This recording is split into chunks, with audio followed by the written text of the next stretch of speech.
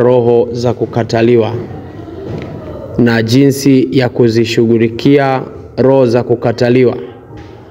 Ninajua kila mmoja anajua katika maisha yake kwamba roho za kukataliwa ni roho ambazo ni chafu, ambazo zina uwezo wa kumtesa mtu na zikamharibia kabisa future na zikaharibu mfumo mzima wa maisha. Kwa nini nimeguswa kuzungumza na wewe kwa habari ya roho za kukataliwa? Kwa sababu hizo ndio ambazo shetani akiamua kuzitumia kwenye maisha ya mtu kabisa mtu hawezi kufanikiwa. Utaona katika maisha umefanikiwa kupata kazi vizuri kabisa, lakini kama umeambatana na roho za kukataliwa, automatically utafanya kazi kwa muda mchache na kisha utakataliwa tu. Utaona huyu mtu ana bahati ya kupata wachumba, lakini uchumba haudumu. Kwa nini? Kwa sababu roho ya kukataliwa iko ndani yake. Unaona huyu mtu ni mtu ambaye ana mawazo mazuri sana, na hata akitoa ushauri ana ushauri mzuri sana, lakini anaambatana na roho za kukataliwa. Hata akitoa ushauri mzuri katikati ya watu, utakuta watu wanaupuuzia tu kwa sababu hawana kibali na yeye. Sasa ni vizuri sana kutambua, hasa unapoishi katika haya maisha, ni vizuri sana kufuatilia mwenendo wa maisha yako. Unapokuwa katika mazingira fulani, unahisi namna gani? Unahisi unafurahiwa na watu, ama unahisi lile jambo ambalo unalifanya linakubalika, ama maeneo ambayo unafanya kazi unahisi hiyo biashara yako inakubalika? Unaona nini katika mazingira hayo? Ukiwa mtu wa kujihoji, ukiwa mtu wa kujitathmini kila wakati, utagundua kwamba kuna vitu unatakiwa kuvishughulikia kwenye maisha yako. Hizi roho za kukataliwa zinatesa sana watu, lakini si tu watu wa ulimwengu huu, zilimtesa hata Paulo pia. Tutasoma kitabu cha Matendo ya Mitume 9 na mstari wa 20 pale. Matendo ya Mitume 9 na mstari wa 20 kama sijakosea hapo. Tuende tusome, tuangalie jinsi ambavyo roho za kukataliwa zinaweza zikamtesa mtu. Sasa mtu mwingine anaweza kafikiria kwamba roho za kukataliwa unaweza kuzikimbia kwa kuhama eneo moja kwenda eneo lingine. Huwezi kukimbia roho za kukataliwa kwa sababu hiyo ni spiritual case. Umenielewa? Hiyo ni kesi ya kiroho. Yaani hayo ni mambo ya ulimwengu wa roho. Kukataliwa kunaanzia katika ulimwengu wa roho. Mambo yote maovu yanaanzia katika ulimwengu wa roho. Yaani mfumo wa mwanadamu, wa maisha ya mwanadamu, haya ya kikawaida tu yanaanzia katika roho. So unapoona roho ya kukataliwa inaambatana na wewe, haijaanzia tu katika ulimwengu ambao wewe unauona. Yameanzia katika ulimwengu ule wa siri. Mambo yakaharibiwa kule, ndio ukapata kila unachokifanya kinakataliwa. Chochote ambacho upo katikati ya watu unafanya vizuri, lakini unakataliwa. Mfano, unakuja katika mashindano labda ya mpira, unapata mchezaji ni mzuri, lakini unapata anakataliwa na kocha, hapangwi. Kwa nini? Kwa sababu ana roho ya kukataliwa. Anapangwa mtu ambaye sio kabisa. Sijui kama unanielewa. Kwa hiyo utapata hata mahali mnafanya kazi, lakini wewe ni mtu wa kujituma sana, wewe ni mtu wa bidii sana. Katika hiyo nyumba unapata wewe ndio unawahi mapema, unaifanya na kuibeba kazi kama ni kazi ya nyumbani kabisa, lakini unapata kibali anapata mtu mwingine, na wewe unaonekana mtu wa kawaida, na ndio kwanza unakaripiwa, unafokewa. Wewe kama umeshindwa na kazi, achana nayo, rudi kwenu. Lakini unapata unajituma kwenye kazi. Sijui kama tunaelewana watu wa Mungu. Sasa hebu twende tusome kitabu cha Matendo ya Mitume 9 na mstari wa kuanzia 20 hapo. Tuone vile mambo yako. Anasema Matendo ya Mitume 9:20, mara akamhubiri Yesu katika masinagogi kwamba yeye ni mwana wa Mungu. Na wote waliosikia wakashangaa wakasema, siye huyu aliyewaharibu walioliitia jina hili huyo huko Yerusalemu? Na hapa alikuwa amekuja amekuja kwa kusudi hilo, awafunge na kuwapeleka kwa wakuu wa makuhani. Huyo ni Paulo. Paulo kabla hajakuwa mtumishi wa Mungu, tunasoma kwamba alikuwa ni mtu mbaya sana ambaye alikuwa hapendi mambo ya Mungu. Sasa alipata upinzani pale ambapo amempokea Yesu, alafu anaanza kufanya mambo yale yale aliyokuwa anayapinga, na yeye anaanza kuyahubiri. Alianza kupinga kabla hajampata Yesu, alianza kupinga mambo ya Injili. Alikuwa akiona watu wakihubiri Injili, anawakamata, anawafunga, anawakamata, anawatendea mambo mabaya. Sasa leo hii anaanza yeye mwenyewe ameokoka, anaanza kuyahubiri yale yale ambayo yalikuwa anayakataa. Watu wa Yerusalemu wakaandamana wakasema, sio huyu ambaye alikuwa anakataa haya mambo? Sio huyu ambaye alikuwa anawafunga watu wakihubiri hizi habari? Leo hii anakuja kwetu kutuhubiria habari hizi. Sasa huyu ni mkola. Ngoja sasa. Biblia inasema watu wakamkataa na wakakataa na kitu ambacho alikuwa anakifanya. Sikiliza. Wakapanga hila za kumuua. Wakapanga hila wamkamate, wamuue, wamtese vibaya, wamuue. Lakini Biblia inasema hapa, Sauli akagundua, ambaye ndio Paulo, Sauli akagundua hila zao. Alivyoona hila hizi ni za kuniweka mahali pasipo pazuri, akakimbia. Kukimbia akakutana na wanafunzi wa Yesu. Utasoma hapa, mimi nakufafanulia tu, lakini kitabu ndio kinaeleza hivyo, wewe utakwenda kusoma kwa muda wako.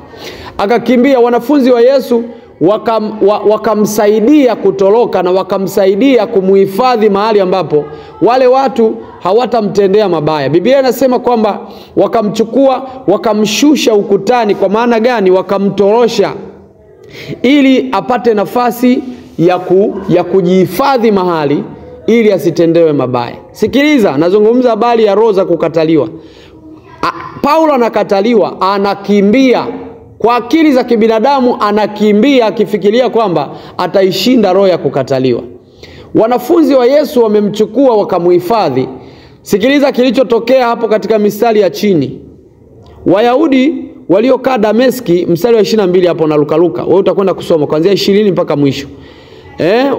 Anasema Sauli akazidi kuwa hodari, akawatia fadhaa Wayahudi waliokaa Dameski. Nitasoma mstari mwingine, wanasema hata siku nyingi zilipopita Wayahudi wakafanya shauri ili wamuue. Sikiliza. Lakini hila yao ikajulikana na Sauli.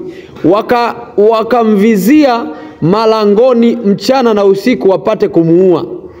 Wanafunzi wake wakamtoa usiku, wakamshusha ukutani, wakimtelemsha katika kapu. Sikiliza. Wanafunzi wa Yesu wanamchukua ili wamuhifadhi, wamtoloshe, tena wakamuweka katika kapu. Wakamtolosha kwa design hiyo. Akiwa Yerusalemu. Sikiliza. Na Sauli alipofika Yerusalemu, alijaribu kujiunga na wanafunzi, nao walikuwa wakimuogopa wote, wasisadiki ya kuwa yeye ni mwanafunzi. Amekimbia roho za kukataliwa, lakini anapofika kwenye kundi la wanafunzi wa Yesu pia wakamkataa. Kwa nini? Kwa sababu hawamwamini kama kweli ameokoka. Sijui kama unanielewa. Anazikimbia upande huu roho za kukataliwa, lakini anakutana nazo upande wa pili, upande ule ambao wanajiunga nao na wenyewe wanamkataa. Sasa swala langu ni kwamba hauwezi kuzikimbia roho za kukataliwa kwa kukimbia ati kuhama kutoka kwenye biashara yako umeiweka mahali na unaona kabisa inaambatana ama imezingirwa na roho za kukataliwa, ati unasema ngoja nihame nipeleke biashara yangu mahali pengine hii biashara yangu itakubarika. Ngoja nikwambie, roho za kukataliwa hauwezi kuzikimbia kwa design hiyo. Ni lazima uzishughulikie katika ulimwengu wa roho. Zikuachie. Utakapokuwa huru, hata mambo yako yatakuwa huru. Paulo anawakimbia watu wa Yerusalemu. Anazikimbia roho za kukataliwa. Anasema ngoja niende kwenye kundi la wanafunzi wa Yesu. Wanafunzi wa Yesu wanamuokoa, wanamuweka katikati kwamba na yeye ni mwanafunzi wa Yesu. Lakini baadaye wakasema hapana, huyu ndio aliyetutesa. wakamkataa kwa sababu hawamuamini kwamba amekuwa mwanafunzi wa Yesu. Usiku wa leo nataka mtu wa Mungu upeleleze maisha yako. Uone jinsi ambavyo roho za kukataliwa zinatesa familia yako. Uone jinsi roho za kukataliwa zinatesa maisha yako. Na roho za kukataliwa zikikukamata zaidi, huwa hazimpelekei mtu kuwaza mambo mazuri. Zinampelekea mtu kuwaza kujinyonga, zinampelekea mtu kuwaza kujiua, zinampelekea mtu kuondoka kwenye ndoa, zinampelekea mtu kuacha kazi, kwa sababu kila mahali anakataliwa. Kila mahali anakataliwa. Ngoja nikwambie, kama ulitoka nyumbani kwenu na roho za kukataliwa, ukafikiria kwamba utakimbilia labda mahali, utapanda ndege uende taifa lingine, ukafanya nini, ukajihifadhi huko eti kwa sababu ya kukimbia familia yako wanakukataa, ninakuhakikishia kama kwenye familia yako kuna roho za kukataliwa, zitapanda ndege na wewe na utaenda nazo mpaka huko ambako huko. Ina maana hapa panahitaji ugundue kwamba hizi roho sio nzuri, ugundue kwamba hii roho ya kukataliwa inatokana na familia yangu, hii roho ya kukataliwa inatesa familia yangu. Lazima utakapogundua, lazima uwe na namna, utafute namna ya kuweza kuzivunja madhabahu za kukataliwa ili Mungu aweze kukusaidia. Sasa watu wanafikiria kwamba roho ya kukataliwa ataikimbia. Okay, utakimbia kwenye familia yenu kwa sababu hawakupendi. Ni sawa, haina shida, familia yako haikupendi. Haya, nenda hama, nenda Kisumu, nenda hama, nenda Morogoro, nenda hama, nenda popote. Kama roho za kukataliwa hazijakufa, hata unakokwenda utakwenda kukataliwa tu. Umetoka kwenye ndoa hii eti kwa sababu mume unafikiria anakukataa, anakupinga, kila unachokifanya wewe unaonekana ni mtu mwema, lakini unaona ni kama vile unaonewa. Unatoka ndoa hii unaenda ndoa ile nyingine, na penyewe unatoka unasema huyu sio mzuri, unaenda kwa huyu. Unatoka unasema huyu sio mzuri, unaenda kwa huyu. Kama haujasimama kushughulikia roho ya kukataliwa, hautawahi kuwa salama.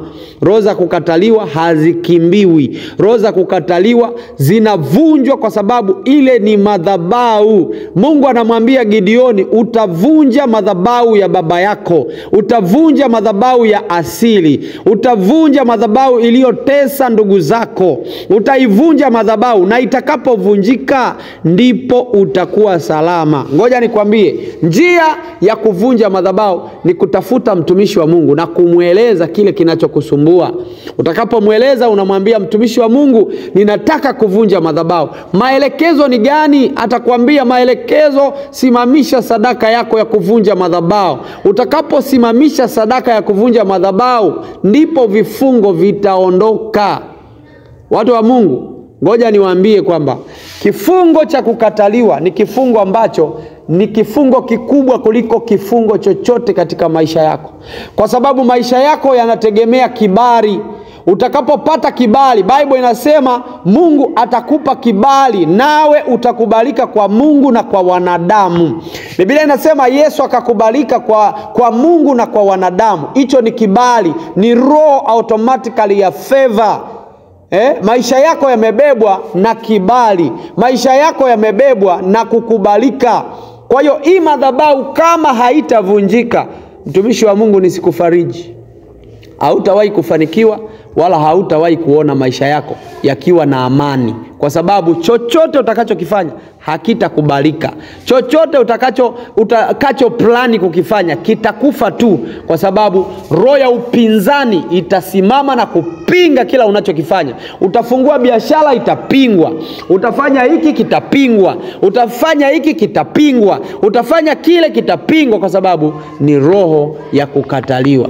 Mungu akubariki sana. Nataka ukasome kitabu hiki, ukapambane na roho za kukataliwa, na ukiguswa, Mungu akikugusa kusimamisha sadaka sadaka, kuvunja roho ya kukataliwa. Yawezekana dada yako anateswa na hiyo roho ya kukataliwa. Yawezekana kuna ndugu yako anateswa na hiyo roho ya kukataliwa. Simamisha sadaka kwa ajili ya ndugu yako. Simamisha sadaka kwa ajili ya maisha yako. Simamisha sadaka kwa ajili yako mwenyewe. Simamisha sadaka kwa ajili ya familia yako, ya watoto wako. Mwambie Mungu, kwenye familia yetu kuna roho ya kukataliwa. Mimi nasimamisha sadaka hii. Familia yangu na watoto wangu hatutawahi kukataliwa. Mungu akubariki sana. Naamini kwamba umeliamini neno la Bwana na umelielewa katika jina la Yesu.